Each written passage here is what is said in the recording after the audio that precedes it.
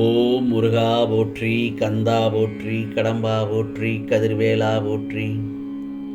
அறுபடை வீடு கொண்ட முருகப்பெருமானே போற்றி போற்றி. என் செல்லமே, இது முருகன் மீது ஆணை. ஆம் செல்லமே, நாளை ஞாயிற்றுக்கிழமை நீ மனதில் நினைத்த காரியம் நிச்சயமாக நடக்கும். இப்பொழுது இந்த முருகப்பெருமான் சொல்வதை கேட்டு நிச்சயமாக நிம்மதியாக தூங்கு என் செல்லமே. உன்னுடைய வாழ்க்கையில் ஒருபோதும் எதற்கும் மற்றவர்கள் உன்னை பற்றி புகழ் பாட வேண்டும் என்று நினைத்து உனது வாழ்க்கையை அமைத்து கொண்டே, ஆனால் உனது வாழ்க்கை நன்றாக அமையாது. ஏனென்றால் அதில் துளி கூட உனது தனித்தன்மை இருக்காது என்பதை புரிந்து கொள். ஒருபோதும் உனது வார்த்தைகள் மற்றவர்கள் கேட்கும்போது பல நல்ல கருத்துக்களை உள்ளடக்கியதாக இருக்க வேண்டும். நீ பேசும் ஒவ்வொரு வார்த்தையும் அவர்கள் கேட்கும் பொழுதே அவர் மனதில் தொடும்படியாக இருக்க வேண்டும், புரியும்படியாக இருக்க வேண்டும்.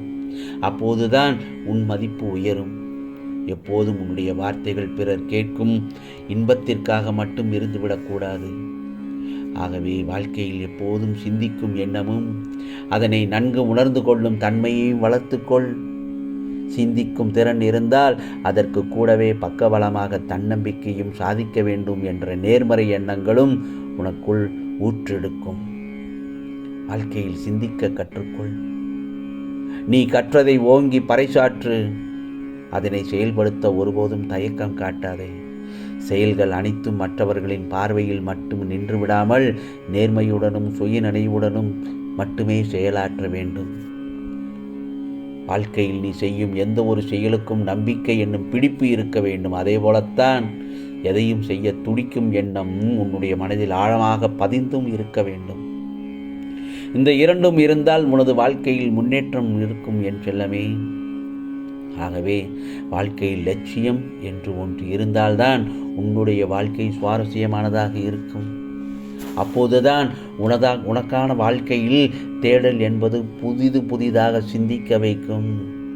தேடல் இல்லாத வாழ்க்கை தேங்கி நிற்கும் குட்டை போல் ஆகிவிடும். வாழ்க்கையில் உன்னுடைய இலக்கு முதலில் என்ன என்பதை தீர்மானித்து கொண்டு வெற்றி பெறுவதற்கான வழிமுறைகளை வகுத்து செயல்பட வேண்டும். புரிகிறதா என் செல்லமே? வாழ்க்கையில் லட்சிய பாதையை நோக்கி பயணிக்கும் போது கொக்குக்கு ஒன்றே மதி என்பது போல உனது சிந்தனைகள், செயல்கள் அனைத்தும் உனக்கான குறிக்கோள்களை மட்டும் நோக்கியே இருக்க வேண்டும் என்பது உனக்கான முதல் சிந்தனையாக இருக்க வேண்டும். ஆகவே வாழ்க்கையில் உன்னுடைய உயர்ந்த எண்ணங்கள் சிறந்த லட்சியத்திற்கு பாடுபட்டு உழைத்து வெற்றியின் படிக்கட்டுகளில் ஏற்றம் காணும்போது இந்த பூவுலகம் உன்னை தலைமேல் வைத்து பாராட்டி கொண்டாடும். ஆகவே ஒவ்வொரு மனிதனும் வாழ்வுக்கும் தேடல் என்பது மிக அவசியம். ஒவ்வொரு தேடலும் வெவ்வேறு பரிமாணங்களை ஏற்படுத்தும் என்பதில் துளி அளவு கூட சந்தேகமே இல்லை என் செல்லமே. மற்றவர்களின் வாழ்க்கையை வீணாக்கி உன் வாழ்க்கை சந்தோஷமாக இருக்கும் என நினைக்காதே. அந்த சந்தோஷம் நிரந்தரமாக இருக்காது. அவர்களுக்கு நீ கொடுத்த கஷ்டத்தை விட இறைவன் உனக்கு மீள முடியாத அளவுக்கு அதிகமான கஷ்டத்தை கொடுத்து விடுவான் என்பதில் சந்தேகமே இல்லை. ஏதாவது ஒரு வீட்டை பார். எவ்வளவு பெரிய வீடாக இருந்தாலும் கதவு சிறிதாகத்தான் இருக்கும். ஆகவே அந்த கதவை திறப்பதற்கு ஒரு சின்ன சாவி ஒன்று போதும்.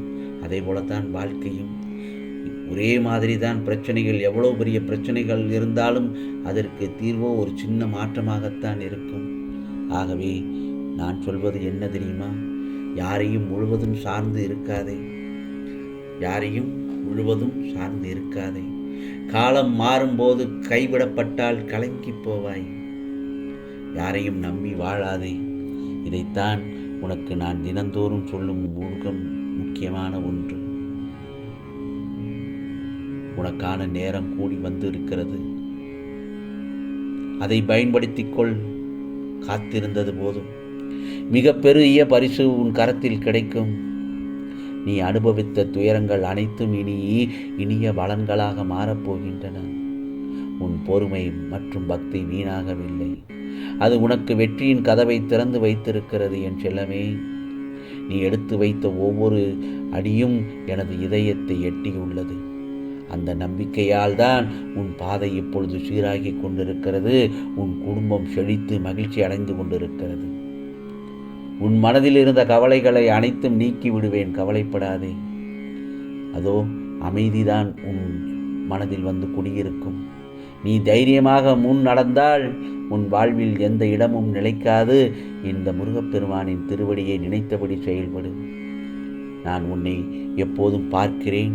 உன் வாழ்வில் ஒளி பெருகி நல்லதொரு நிகழ்வுகளை நிச்சயமாக அனைத்தும் பழிக்கும்படியாக உனக்கு நான் அருள் பாலிப்பேன் என் செல்லமே. கவலைப்படாதே. நீ எண்ணியது போல் எல்லாம் நடைபெறவில்லை என மனம் கவலைப்பட்டு கொண்டிருந்தாலும் நான் உன்னுடன் தான் இருக்கிறேன். உன்னுடைய ஒவ்வொரு கண்ணீரையும் நான் கணக்கிட்டேன். இப்போது பரிசுகளின் வாயில்கள் திறக்கப்படுகின்றன. நீ வேலைக்காக காத்திருந்தாயா என்று உனக்கு ஒரு வாய்ப்பு காத்திருக்கிறது. அல்லது வியாபாரத்தில் வளர்ச்சி வேண்டுமா என்று உன் பாதையை புதிய ஒளி பிறக்கிறது. உன் நம்பிக்கை வெறும் எதிர்பார்ப்பு அல்ல, அது வாகை பெறும் ரகசிய வாசல். இந்த முருகப்பெருமான் சொல்வதை கேள். எதையும் பயந்து ஒழிக்க வேண்டியது இல்லை. நீ எடுத்திருக்கும் ஒவ்வொரு நேர்மையான முயற்சியும் இன்று நல்லதொரு பயன்களை அளிக்கப் போகிறது. நீ சாதிக்க வேண்டும் என்பதே என் அருள். உன் பயணத்தை நான் வழி நடத்துகிறேன். முருகா முருகா என்று என் நாமத்தை உச்சரிக்க உனக்கான வெற்றி பாதையை நான் திறந்து வைப்பேன். இதோ உன்னை காண வந்திருக்கிறேன். இன்று இரவு நிம்மதியான தூங்கு என் செல்லமே. உன் மனதில் தோன்றும் பயத்தையும் வேதனையையும் நான் உணர்கிறேன். நீ என்னை அழைத்தது எனக்கு தெரியாது என்று நினைத்தாயா? உன்னுடன் நான் இருக்கும்போது அது எப்படி எனக்கு கேட்காமல் போகும்? சில நாட்களாக நீ நினைத்தது அந்த விஷயம் இன்று நடக்கவில்லை என்று வருந்துகிறாய். நிச்சயமாக இன்று நடக்காவிட்டால் என்ன, நாளைய பொழுது உனக்கான பொழுதாகத்தான பிடியப் போகிறது. தயாராக இரு. நல்ல செய்தி உன்னை நோக்கி வந்து கொண்டிருக்கின்ற காலம்தான் அது. ஆம் செல்லமே, உன் எதிர்காலம் மிகவும் அழகானதாய் இருக்கும். இந்த நாளில் நீ என்னை நம்பினால் நான் உன் வாழ்வில் அன்பும் அமைதியும் நிச்சயம் கொண்டு வருவேன். இனி உன் வாழ்வில் நடந்தது அனைத்து சிரமங்களும் கடந்துவிடும். இதோ இந்த முருகப்பெருமானின் அருளில் நீ வெற்றி பெறுவாய்.